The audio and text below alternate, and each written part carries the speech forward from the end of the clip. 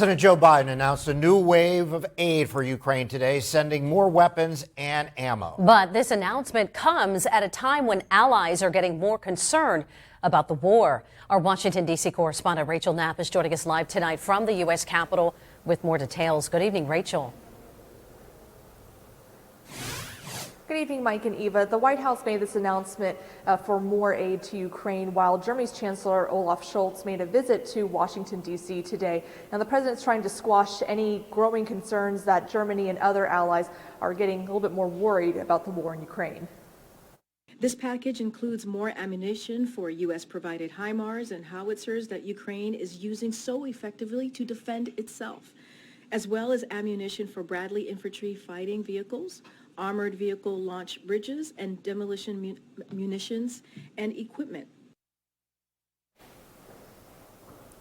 Biden's recent trip to Kyiv reassured Ukrainian President Volodymyr Zelensky that the Americans stand with you. But back at home in the U.S., there are growing talks of taxpayer fatigue about sending more money and aid to Ukraine. While many Democrats are still, supporting sending aid to Ukraine, some Republican lawmakers here at the Capitol say they stand with Ukraine and believe in Ukraine's right to sovereignty. They, too, are questioning if the U.S. should continue to contribute to Ukraine's defenses. Now, reports from the New York Times and other outlets suggest that there's a growing concern among allies about how the war could shift if China steps in to help Russia. Chancellor Scholz addressed the German parliament yesterday, calling on China to instead use their influence in Moscow to press for the withdrawal of Russian troops and do not supply weapons to Russia. Today, Scholz and Biden are meeting at the White House. The president, again, is just trying to squash any doubts about Germany and our allies from veering off course. Together, we work lockstep to supply critical security assistance to Ukraine, and from everything from we've done it in lockstep: ammunition, artillery, armored tanks, air defense systems, and we've been together throughout this.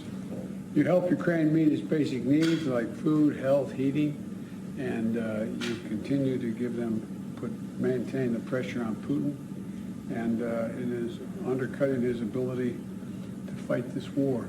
And so as NATO allies, we're making the alliance stronger and more capable.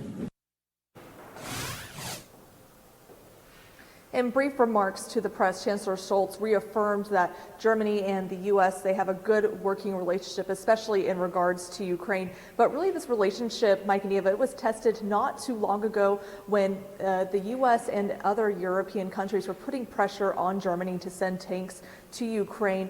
Basically, in the end, Germany agreed to send tanks as long as the U.S. also sent tanks.